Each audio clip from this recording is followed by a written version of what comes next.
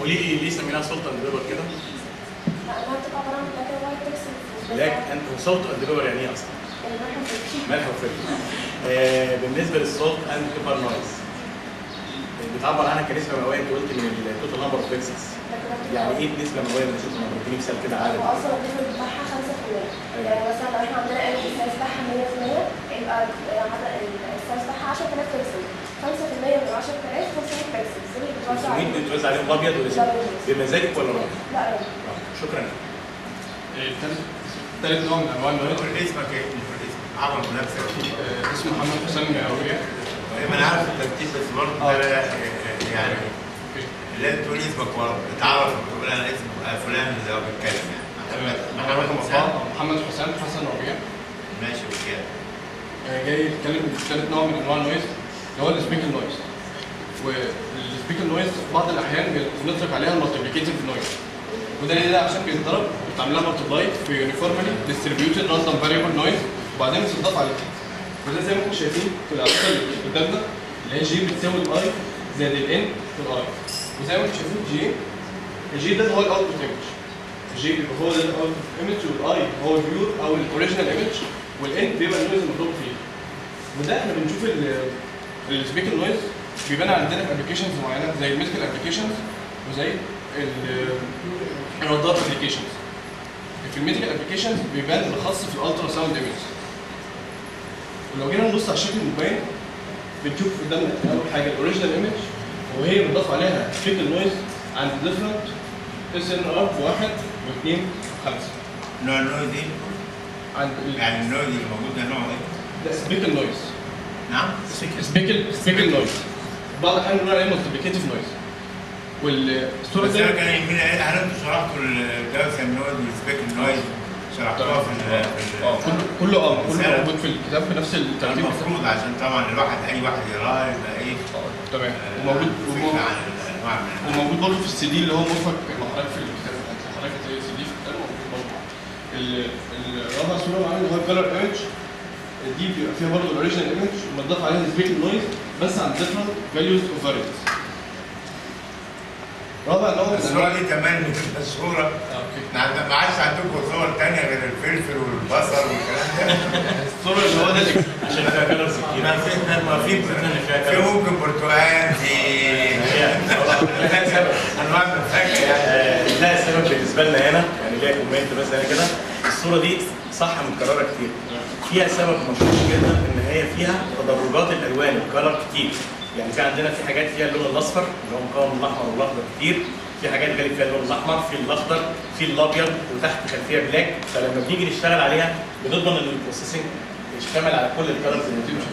ده السبب فيها. لكن لو خدنا صوره حاجه فاكهه واحده مثلا كده بتبقى الكلرز عددها اقل. شفت الاجابه كنت المفروض تجاوب الاجابه يعني.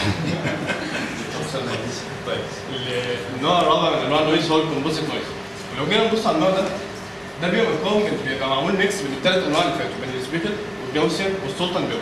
ليه عملت ليه عملنا كومبوزيت؟ اشمعنى يعني؟ ليه عملت انا بعمل سيميوليشن لنوع والثاني والثالث.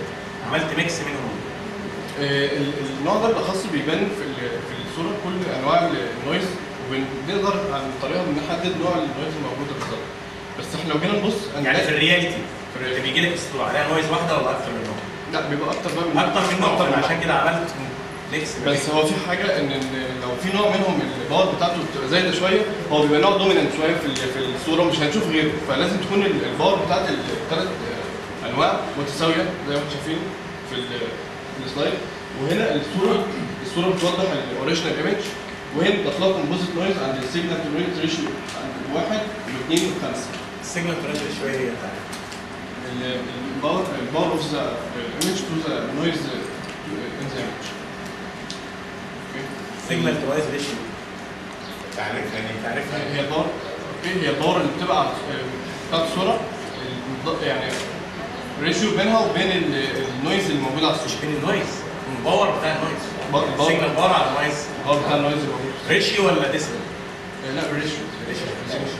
المفروض تقول سيجنال بقى ما تقولش يعني سيجنال وساعات. المفروض هي التعريف العام بتاعها سيجنال باور على عام. التعريف عام يبقى السيجنال للنويز. تمام. الكولر ايمج لو سمحت ساعتك ممكن توضح الفروق بين انواع النويز المختلفه، لان بعد كده هتحتاج تعمل دي نويزنج لهم. مش غير تعمل دي نويزنج لما تشوف الفروق اللي بينهم وازاي طيب تتخلص منهم. النوع الاولاني زي ما احنا قلنا الجاوسيان نويز، ايوه. والنوع الثاني اللي هو السبيكل نويز. السبيكل نويز دي يعني ايه صفاتها يعني؟ الكاركترستكس بتاعتها. السبيكل نويز من الكاركترستكس بتاعتها اللي احنا ممكن نقول عليها مالتيبليكيتيف نويز. ده عشان مالتيبليكيتيف نويز، ده عشان هي بتبقى معمول لها مالتيبلاينج باي يونيفورملي ديستريبيوتد راندوم فاريبل نويز، وبعدين النويز دي بنضيفها على الصوره بعدين. لها علاقه السبيكل نويز لها علاقه باللايت انتنسيتي. تمام. وده انا كنت قلت لحضرتك من شويه بيبان قوي في الرادار ابلكيشنز، في اللايت في الرادار ابلكيشنز، في اللايت انتنسيتي اللي حضرتك بتقول، كمان في الميديكال ابلكيشنز. وهنا اخر سلايد معانا بتورينا الاوريجينال ايمج وهي بتضاف لها كومبوزيت نويز عند different values of signal to noise ratio. شكرا. بعد الانتهاء من المرحلة برضه تعريف نورا نبيل. الاسم نورا الاسم برضه لازم تقولي معلش. بعد الانتهاء من مرحلة الديجيتال سيميوليشن هنتكلم عن الامج دينايزنج تكنيكس. أول حاجة الامج دينايزنج تكنيكس تنقسم إلى السبيشال دومين فلترز والترانسفورمد دومين فلترز. أول حاجة السبيشال دومين فلتر عندنا منها نوعين، اللينير فلتر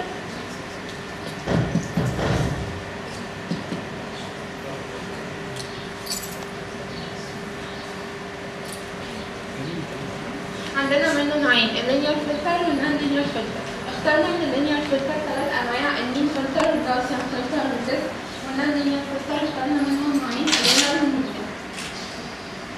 اول حاجه هنتكلم عنها المين فلتر. فكره عمل المين فلتر هو اننا بنحط ماسك على الصوره، بيبقى السايز بتاعه قدام عدد فردي من الصفوف، عدد فردي من الاعمده. ليه نمبر يعني؟ علشان نحصل على سنجل بوينت نحطها في السنترال بيكسل، ونبدأ نضرب قيم العناصر الموجودة في الماسك في قيم العناصر الموجودة أسفل الماسك، وبنجمعهم نحصل على سنجل بوينت ونحطها في السنترال بيكسل، ونبدأ نحرك الماسك ماسكيا رأسيا وأفقيا لحد ما يمر على الصورة كلها. وده مثال بيوضح ماسك 3 في 3. والشكل التاني بيوضح لي نتائج استخدام المين فلتر في حالة الجاوسيان نويز، السالت اند بيبر نويز، الكومبوزيت نويز اند سبيكل نويز.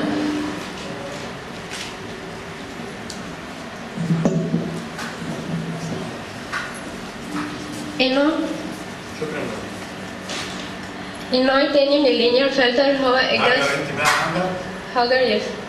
برضه بتنسى، لو نسيتي لو اللي انت بعد كده هلخصها. يهمنا قوي كل واحد يقول اسمه. افرض واحد طلع تاني مكانه. للتعريف فقط. النوع الثاني من اللينير فلتر هو الجاوسيان فلتر، وهو يشبه المين فلتر مع اختلاف ان قيم العناصر داخل الماسك ليست متساوية ولكن تتبع الجاوسيان ديستريبيوشن، وده مثال لماسك 5 في 5. ايه الشروط اللي مطلوبه في الجاوسيان ماسك؟ ان قيم العناصر داخل الماسك ايكوال 1 ولا تتبع الجاوسيان ديستريبيوشن، وبيكون ماسك سكوير او ريكتانجل. الشكل الموضح بيبين استخدام الجاوسيان فلتر في حالة الجاوسيان نويز، سالت اند بيبر نويز، سبيكل نويز اند كومبوزيت نويز. النوع الثالث هو الديسك فلتر، وهو افريج فلتر ولكن الماسك بتاعه بيكون سيركلر، والشكل المبين بيوضح نتائج استخدام الديسك فلتر في حالة الجاوسيان نويز، سالت اند بيبر نويز، سبيكل نويز اند كومبوزيت نويز.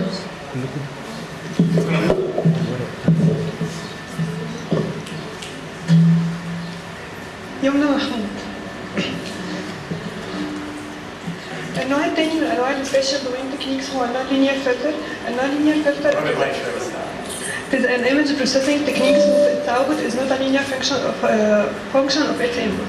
When non-linear filter also locate and remove the data that is noise as a noise. النوع الأول عندنا من أنواع non-linear filter هو الوينر فلتر، والوينر فلتر is non-linear adaptive and time invariant filter. adaptive يعني قيم العناصر الموجودة داخل الماسك بتتغير على حسب قيم العناصر تحت الماسك. واهم ما يميز الوينر فلتر ان هو بيعمل مينيمايز للمين سكوير ايرور بين الديزايرد ريسبونس والاكشوال فلتر اوت. والشكل الموضح بيبين نتائج استخدام الوينر فلتر في حاله وجود جاوسيان نويز والسالت بيبر نويز والسبيكل نويز والكومبوزيت نويز. النوع التاني من انواع النون لينير فلتر هو الميديم فلتر. وفكره عمل الميديم فلتر ان انا برتب قيم العناصر الموجوده تحت الماسك ترتيب تصاعدي او تنازلي، وبختار القيمه المتوسطه بضعها مكان السنترال فاليو، وبحرك الماسك على الصوره ككل حتى تنتهي.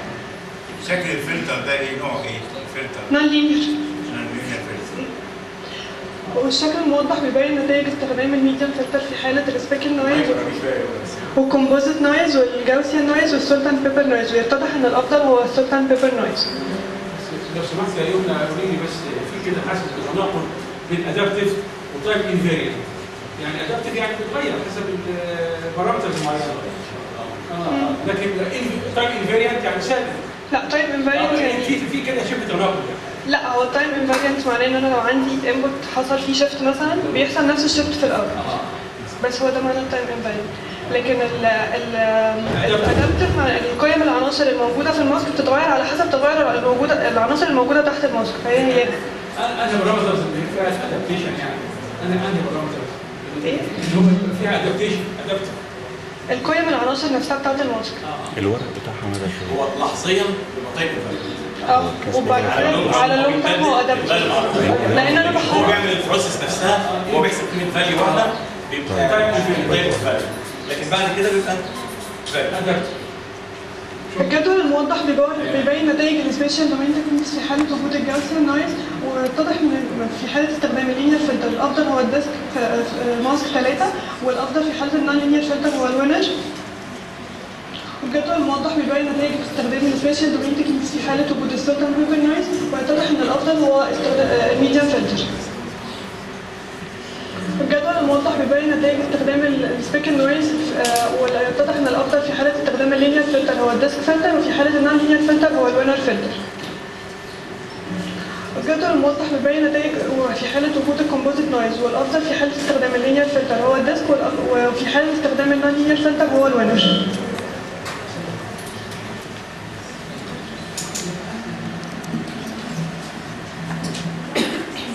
يسار علم.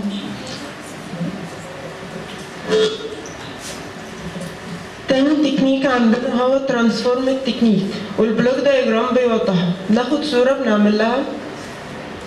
بنعمل لها ترانسفورم، وبعد كده فلتر، بعد كده انفيرس ترانسفورم، وبالتالي بنحصل على صورة من غير نوع. بعد كده هنتكلم عن الويفلت فلتر، وهو عبارة عن تحليل للإشارة للحصول على صورة أدق وأفضل، وفي أكتر من نوع من الويفلت سيجنال مشتقين من سنجل بيزنج فانكشن تسمى المذر ويفلت باي ديليشن اند ترانسليشن. اخترنا الويفلت ترانسفورم لأن ليه مميزات كتير. أول حاجة الويندو تكنيك with variable sized region. الويندو will be long time for low frequency. الويندو will be short time for high frequency. المالتي سكيل، الشيفتنج، الفاريتي بيزس فانكشن. أنواع المذر فانكشن هي الهار، الباور سيجنال، الكويفلت، السيملت، المارلت، المايبر. دي نتائج استخدام الويفلت فلتر في حالة الجاوسيان نويز، السولت اند بيبر نويز، السبيكل نويز، الكومبوزيت نويز. الجدول المبين بيبين استخدام الويفلت فلتر في حالة الجاوسيان نويز، وأحسن النتائج كانت في حالة الكويفلت. الجدول المبين بيبين استخدام الويفلت فلتر في حالة السولت اند بيبر نويز، وأحسن النتائج كانت في حالة الكويفلت. الجدول المبين بيبين استخدام الويفلت فلتر في حالة السبيكل نويز، وأحسن النتائج كانت في حالة المية. الجدول الموضح بيبين استخدام الويفلت فلتر في حالة الكومبوزيت نويز، وأحسن النتائج كانت في المية. شكرا جزيلا لك ونيابة عني وعن لجنة الحكم. بنعزيكي وبنقدمك بالعدالة خالص العدالة. وأنت فعلا على شجاعة لدرجة حاجة أفضل من ذلك برضه حاجة تعجين مرة. أمل الخضر. بعد انتهاء من مرحلة الايمج دينوزك هنتكلم عن مرحلة الايمج ريجستريشن، وهي مرحلة بعمل فيها aligning بين 2 or more images، والصور دي باخدها in different conditions. الشكل الموضح بيبين لي الكونسبت. انا عندي الاوريجينال ايمج والتست ايمج. التست ايمج بكون مثلا عامله لها سكيل او روتيشن بزاويه معينه ثيتا، والهدف عندي من الريجستريشن ان انا برجع التست ايمج الى الاورينتيشن ايمج او السكيل بتاع الاوريجينال ايمج. يعني الفرق بس بين الصورتين بس حسب ليه؟ مسكين.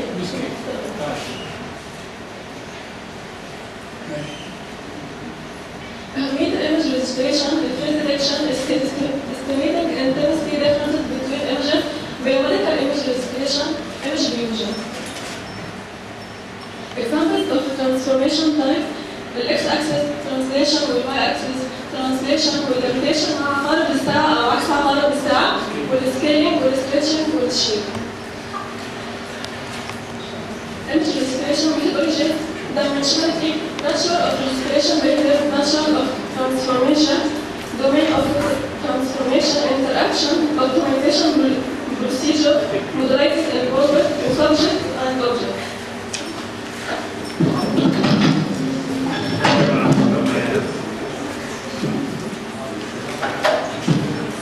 تبقى التصنيف الأول dimensionality مرة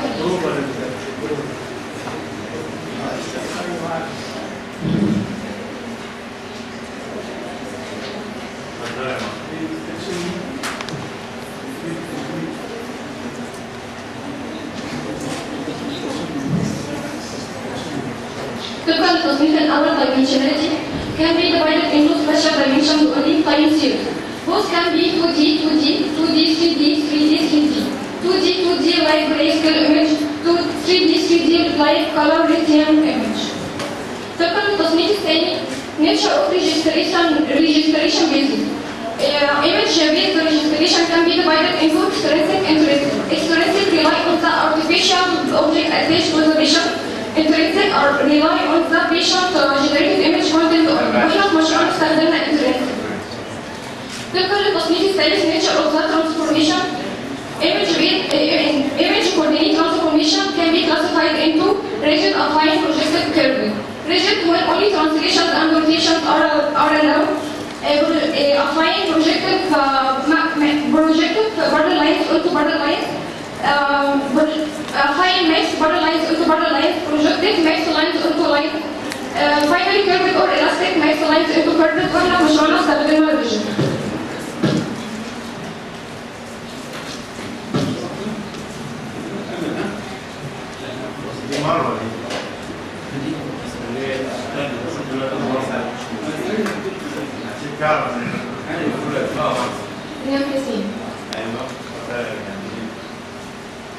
رابع تصنيف للايمج ريجستريشن هو الدومين اوف ترانسفورميشن وبينقسم لنوعين جلوبال ولوكال. جلوبال يعني بطبق الترانسفورميشن على الصوره كلها، انما لوكال كل جزء من الصوره بيبقى ليه ترانسفورميشن معين خاص بيه، واحنا في البروجكت بتاعنا استخدمنا جلوبال.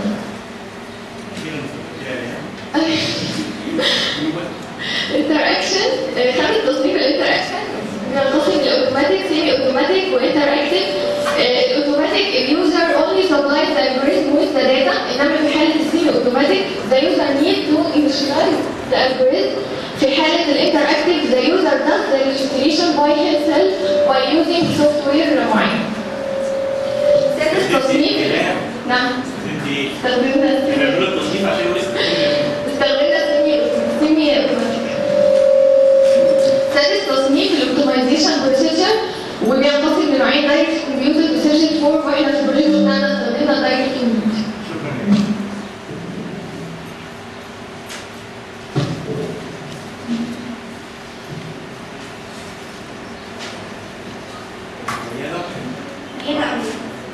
طبقا للتصنيف السابع الانترفيس الجلوبال موديل مالتي موديل موديل بيشنت موديل.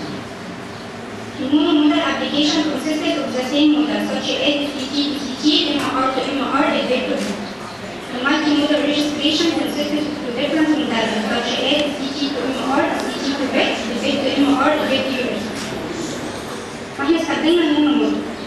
طبقا للتصنيف الثاني للسبجكت انتر-سبجكت اتلس. الانتر-سبجكت بيكون صور لنفس البيشنت. الانتر-سبجكت بيكون صور لأكثر من شخص. اما بالنسبه للاطلس فبيكون في ريفرنس وبقارن بيه. فاحنا طبقنا على بالنسبه للاطلس ايه تاني؟